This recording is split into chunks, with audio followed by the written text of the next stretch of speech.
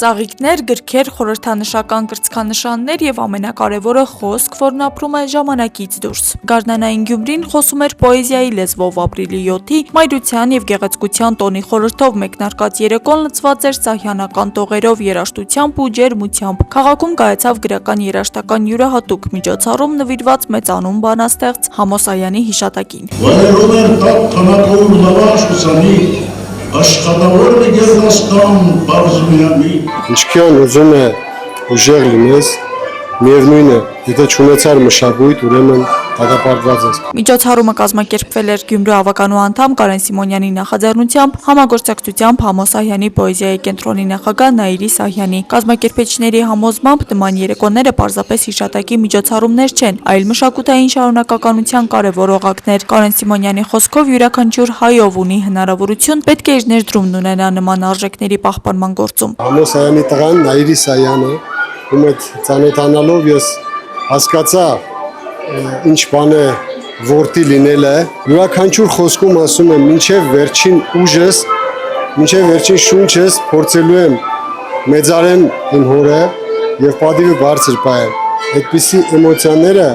չէր կարող անհաղորդ չմնալ իմ կողմից։ Քարքասում կան մարդիկ, որոնք այդ ամեն ինչը հասկանում են, սիրում են արվեստը, սիրում են իրենց ժողովուրդը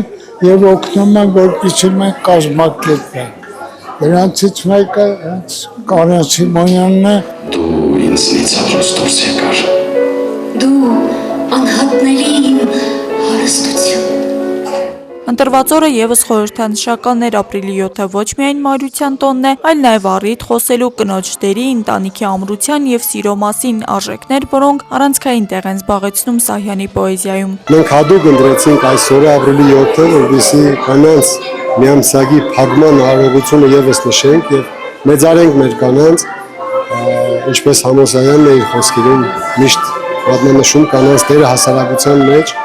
եւ կանանց դերը ընտանիքում։ Խտության պաշարով դուք աշխարհներ կսնեք։ Իմ մեղմության պատճառով ինձ բացակայ չդնեք։ Գեղարվեստական հատվածում հնչեցին Համոսայանի ստեղծագործությունները Սիլվա Յուզբաշյանի, Գարունա Երանոսյանի, Արսեն Ղազարյանի, Նարեկ Մարգարյանի եւ Տիգրան Գաբոյանի ընթերցմամբ։ Ինձ շատ եք չարչարել, բայց ելի դուք լավն եք մարդիկ, բայց ելի դուք լավն եք մարդիկ, ասում եմ որերորդ անգամ։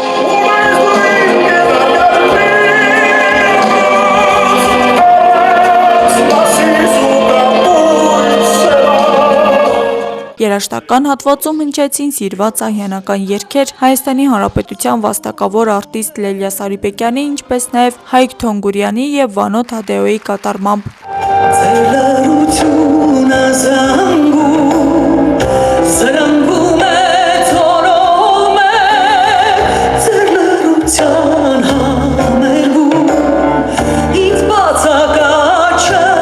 Այսօր եւս մեկ անգամ Համոսայանը պոեզիան լսելով, հատկապես երիտասարդ սերունդը, կարծում եմ, որ ել ավելի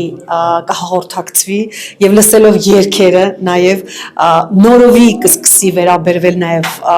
այդ խոսքերին։ Միջոցառմանը ներկա հանդիսատեսը միանշանակ էր իր գնահատականներում նման նախաձեռնությունները ըստ նրանց ոչ միայն հարստացնում են քաղաքի մշակութային կյանքը, այլև ձևավորում են առողջ ու արժեհամակարգային միջավայր։ Նմանատիպ միջոցառումների պակաս ունի։ Համոսայանը շատ անմիջական հասարակ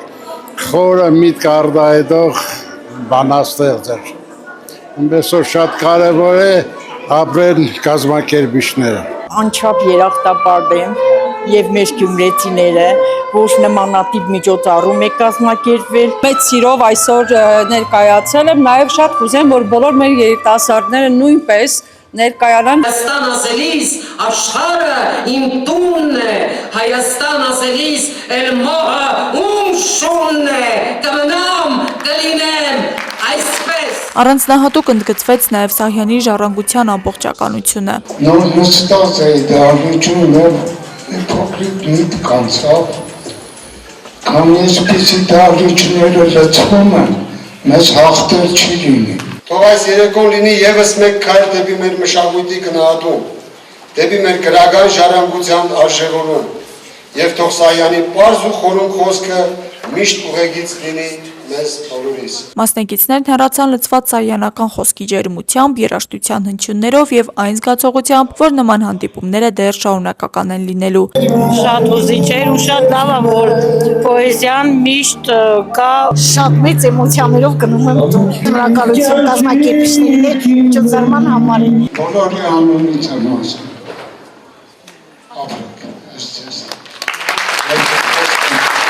Աստղիկ Խաչատրյան, Խանով Անիսյան, այսօր։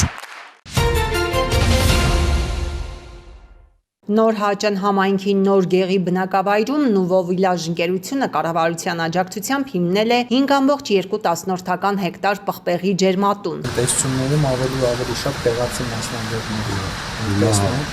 են սկզբնական շրջանում որ կա հիմնականում դրսի մասնագետներն էին աշխատում եւ հիմա շատ ուրախ եմ որ մեր մասնագետները արդեն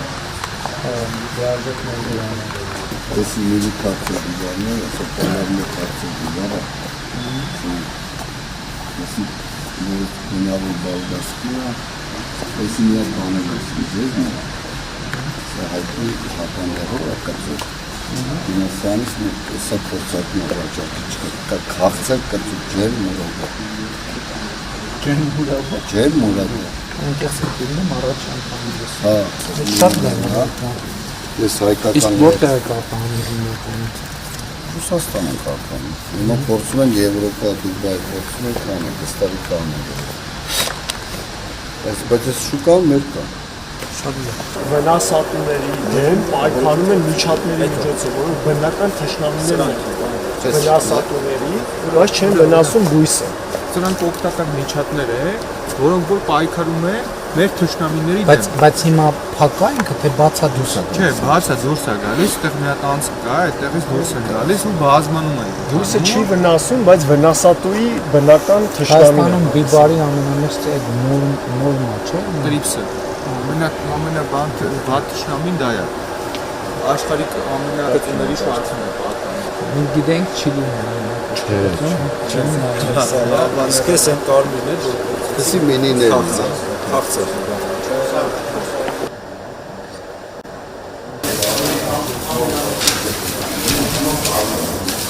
Վարչապետն այցելել է նաև Նոր Հաճան համայնքի Մրգաշեն բնակավայրի միջնակարգ դպրոց, որը վերանորոգվել է։ Համակարգիչները ինտերնետ ունեն, հա։ Համակարգիչները նոր են, բավարարական զորություն, հա։ Բարեձեզ։ Աշխարհության դաս։ Սպասել եք նույնիսկ։ Լավ է զգում ձեր դպրոցը ձեզ դուր գալիս։ Այս դեկտեմբերից առաջ որտեղ եք դասանում։ Առաջի դպրոցում։ Հարմարա, գոհեք, նորոգումից, որակից։ Շատ լավ։ Երբ եք ստացել լաբորատոր սարքերը։ Հասցրել եք օգտագործել։ Դպրոցը վերանորոգում է։ Դեկտեմբերից հասցրել եք օգտագործել։ Քանի հատ գոտվա է ջարդվել։ Չէ, շատ չէ, մի հատ Մի հատ դեպքում ուրեմն քիչ է օգտագործել։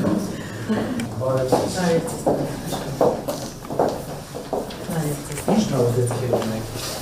նոր գրքեր Աղաբաբյանի, Աշոտ Աղաբաբյանի գրքերից ունենք, ժամանակակից գրող Ռուբեն Եսայանի գրքերից ունենք։ Ինչպես խոսել ենք առաջիկայում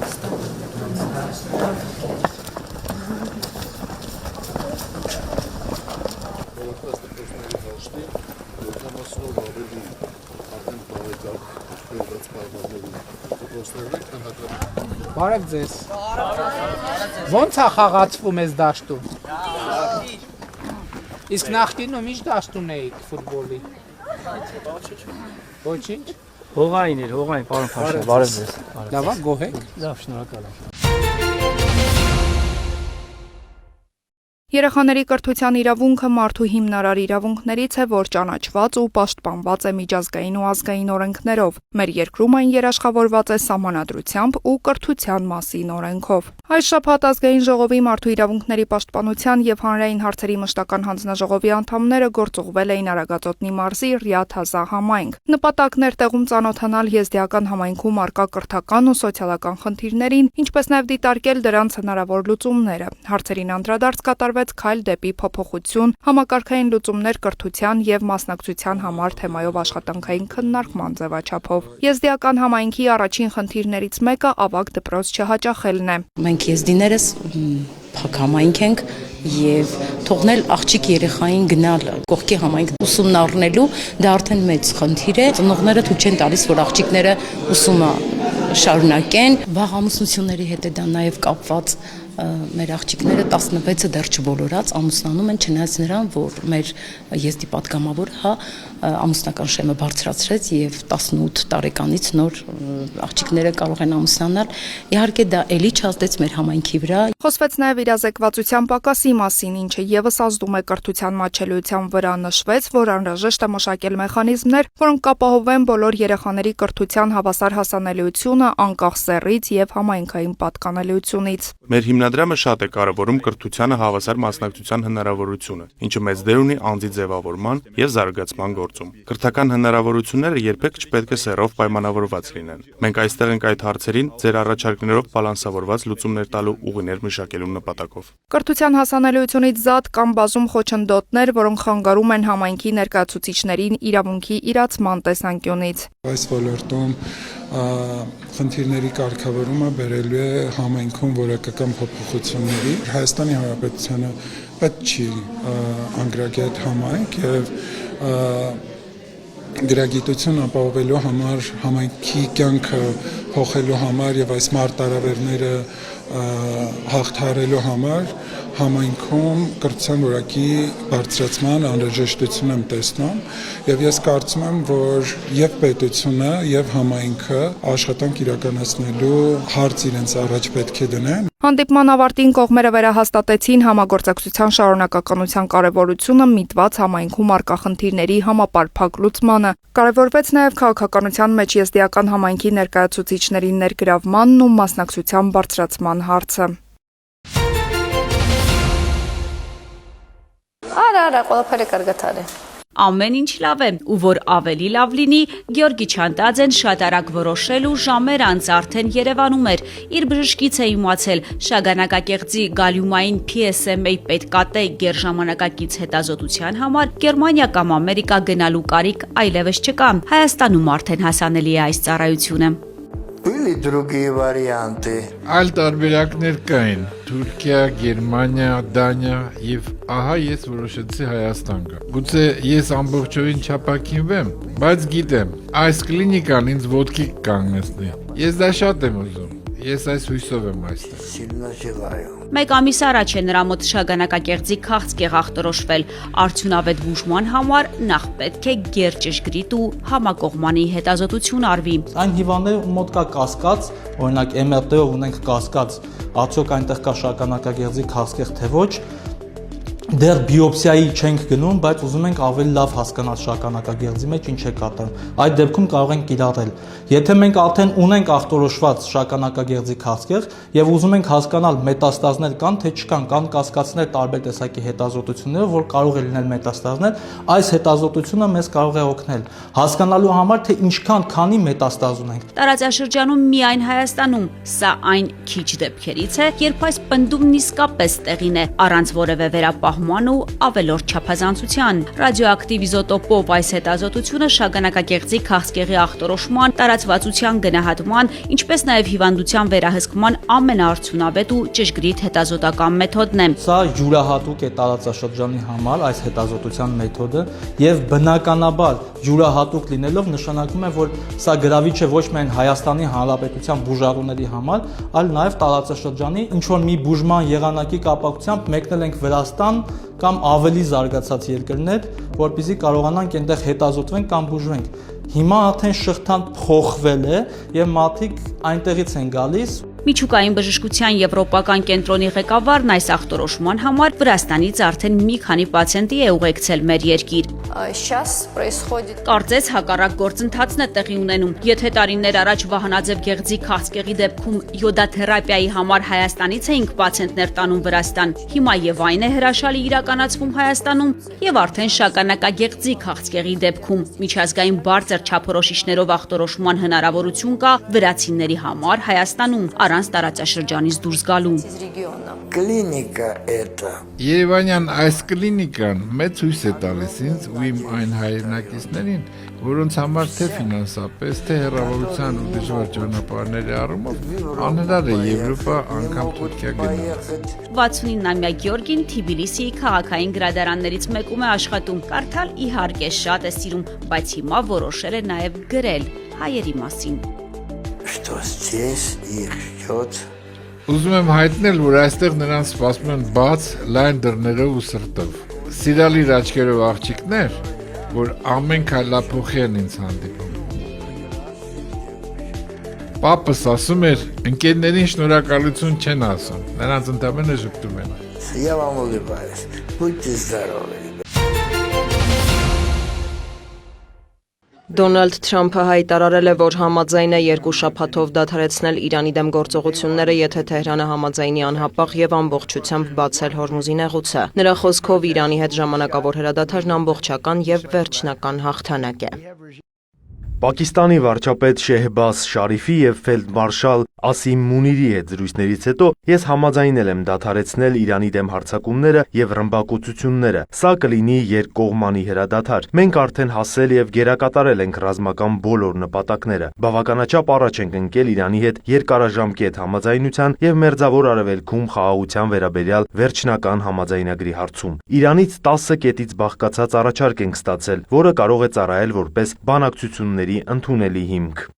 Դոնալդ Թրամփի խոսքով Միացյալ Նահանգների եւ Իրանի միջև նախկինում արկա անհամաձայնությունների գրեթե բոլոր կետերի շուրջ արդեն պայմանավորվածություն է ձեռք բերվել, իսկ երկշաբաթյա ժամկետը թույլ կտա վերջնականացնել համաձայնագիրը։ Մեկ այլ գրառմամբ ԱՄՆ նախագահը հայտարարել է, որ այսօր մեծ օր է համաշխարհային խաղաղության համար։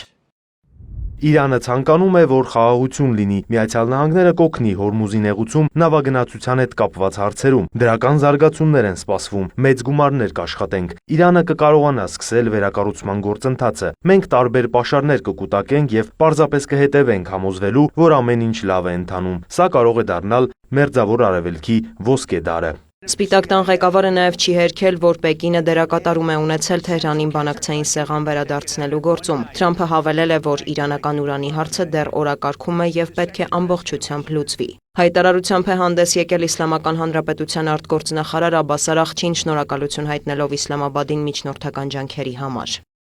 Հաշվի առնելով 15 կետանոց ամերիկյան առաջարկի հիման վրա բանակցություններ սկսելու Վաշինգտոնի խնդրանքը եւ Իրանի 10 կետանոց առաջարկի շրջանակն ընդունելու Ամերիկայի Միացյալ Նահանգների նախագահի հայտարարությունը, Իրանի ազգային անվտանգության խորհրդի անունից հայտարարում եմ, եթե Իրանի դեմ հարձակումները դադարեցվեն, մեր հզոր բանակը կդադարեցնի պաշտպանական գործողությունները։ Հրադադարի 2 շաբաթվա ընթացքում Հորմուզի նեղուցով անվտանգ անցումը հնարավոր կլինի Իրանի զինված ուժերի հետ համակարգմամբ եւ հաշվի առնելով տեխնիկական սահմանափակումները։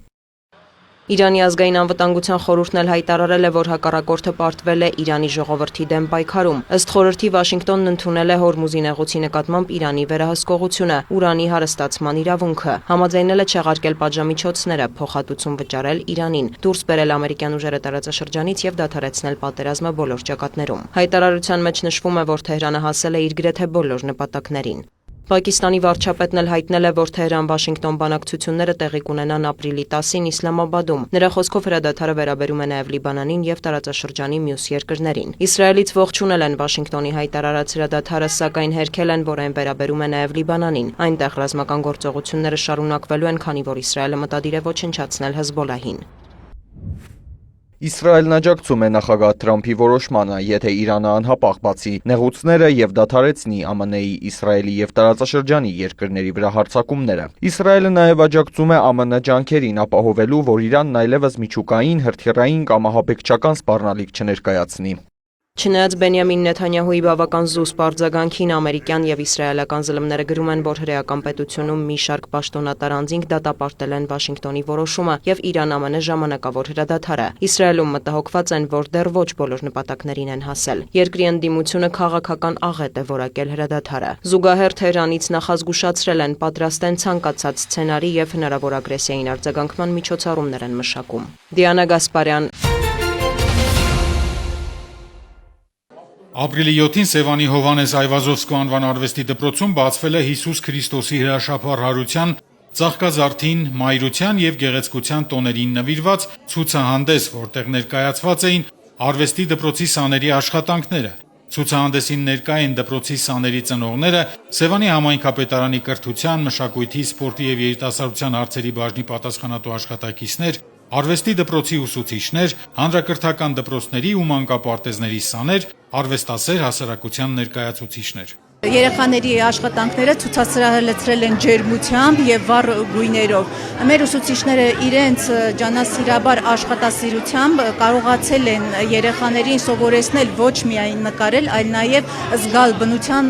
զարթոնքը, ստեղծագործաբար մոտենալ աշխատանքներին։ Երեխաները ոչ միայն սովորել են զբաղվել ձեռագործությամբ, այլ նաեւ աշխարհը ավելի գեղեցիկ ու վառ գույներով են ընկալում, կարողացել են նկարել։ Եվ նաև առիթից օգտվեմ, շնորհավորում եմ մայրության եւ գեղեցկության տոնը։ Մեր մայրերը այն հենասյուներն են, որոնք կրթում ու դաստիարակում են մի ողջ սերունդ եւ ցանկանում եմ նրանց առողջություն, սեր, երջանկություն եւ թող իրենց բարությամբ եւ գեղեցկությամբ ավելի գեղեցկացնեն աշխարհը։ Առանցքում ավանդական ու ծիսական տոների խորհուրդներ ու խորհրդանշող պատկերները, որոնք դարձել էին արվեստի ինքնատիպ աշխատանքներ ու ցուցանմուշներ երեխաների ձեռքով։ Երեխաներից ոչ պակաս ոգևորված էին նաև ծնողները, տեսնելով եւ հիանալով իրենց երեխաների աշխատանքի արդյունքը։ Սևանի Հովհաննես Այվազովսկու անվան արվեստի դպրոցում սովորում են շուրջ 350 աշակերտներ եւ այդ թիվը գնալով ավելանալու միտում ունի։ Արվեստի դպրոցում գործում են ասեղնագործության, դիզայնի, թատրոնի, նկարչության, կիրառական զարդարվեստի, գեղարվեստական մոդելավորման, մաքրամեի, հելունագործության, գոբելենի եւ այլ խմբակներ։ Սևանի Հովհաննես Այվազովսկու անվան արվեստի դպրոցում Սուրբ Զատկին, ծաղկազարդին ու մայրության տոներին նվիրված ցուցահանդեսը կգործի մինչև ապրիլի 14-ը։ Սուրեն Բարսեղյան, Գնել Հովհաննիսյան։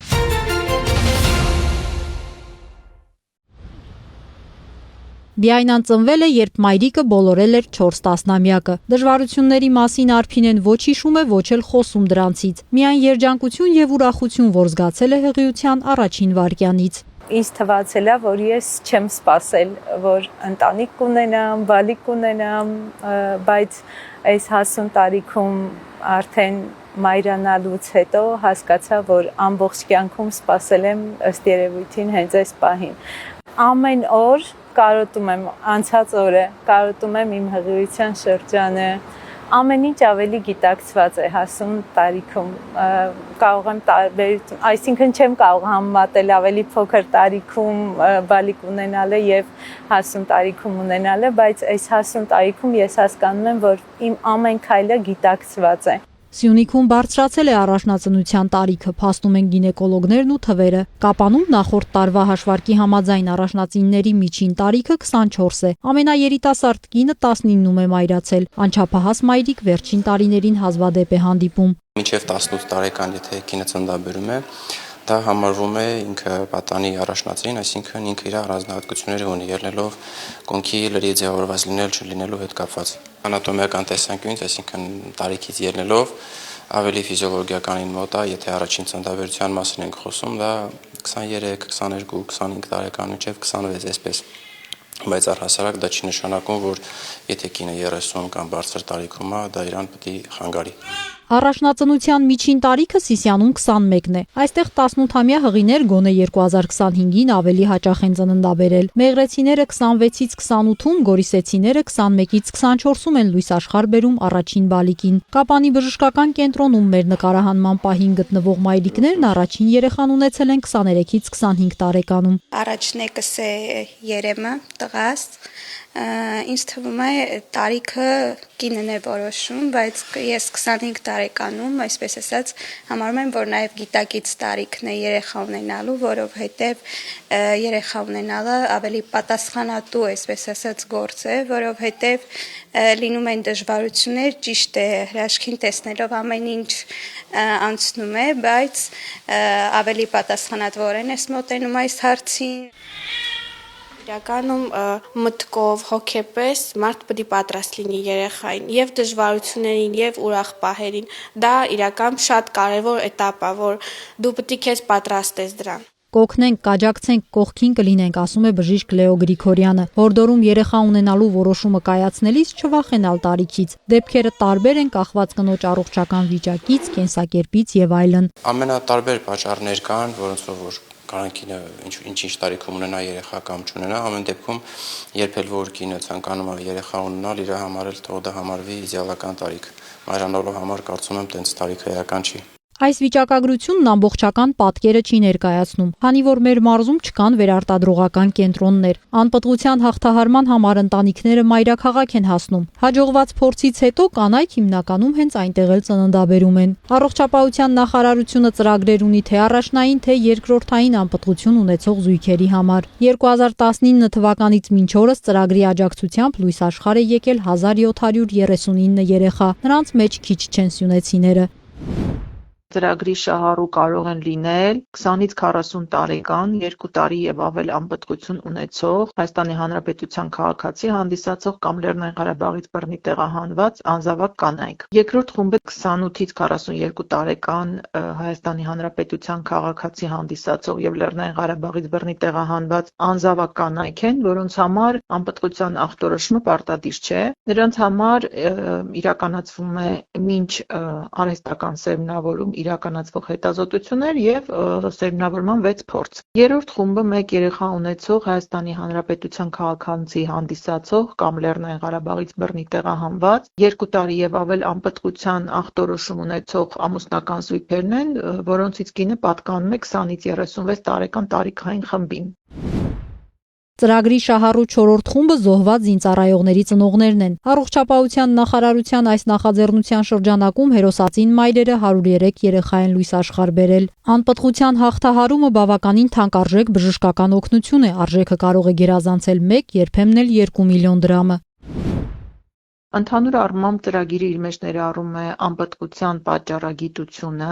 որը սահմանում է կառավարության որոշման որոշակի ծավալով հետազոտություններ են եւ բուժումներ, ներառում է օժանդակ սերմնավորում 6 փորձ եւ արտամարմնային բեղմնավորման 1 փորձ պետության կողմից ամբողջությամբ փոխհատուցվող եւ երկրորդ փորձը պետության կողմից մասամբ փոխհատուցվող։ Իդեպ անպտղության հաղթահարման ծրագրին կարող են դիմել նաև չամուսնացած կանայք, եթե 28-ից 42 տարեկան են, որոշել են մայրանալ, բայց չունեն զուգընկեր։ Տիգրանուհի Բադալյան, Ռոբերտո Հանջանյան։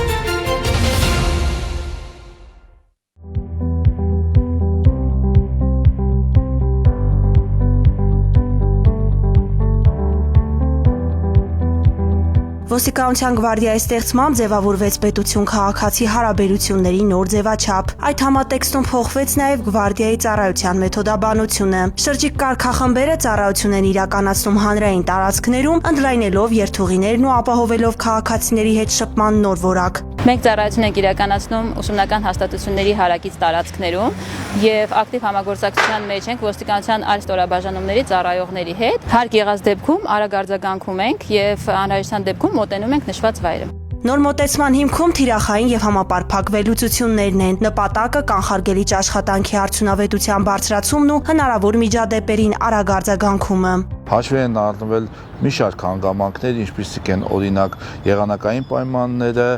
դասապրոցեսների վերսկսելը բուհերում, դասամիջոցների ժամերը, դրանց համադրում է կատարվել, որի արդյունքում ոստիկանության գվարդիայում իրականացվել է ծառայություն իրականացնող վերակարգերի տեղորոշման փոփոխություններ եւ նաեւ վերակարգերի քանակի ավելացում բուհերում եւ բուհերին հարակից զբոսայգիներում։ Հերթափոխի ընդունումն ազդարարվում է հրահանգավորմամբ։ Ոստիկանության գվարդիայի ծառայողները ծանոթանում են նախորդ օրվա օպերատիվ իրավիճակին, ստանում համապատասխան հանձնարարականներ եւ դուրս գալիս երթուղիներ։ Գվարդիայի ծառայողները մոտենում են ուսումնական հաստատության ղեկավար կազմին հեռախոսահամարներով փոխանակվում են եւ անհրաժեշտության դեպքում ուսումնական հաստատության ղեկավար կազմը անմիջապես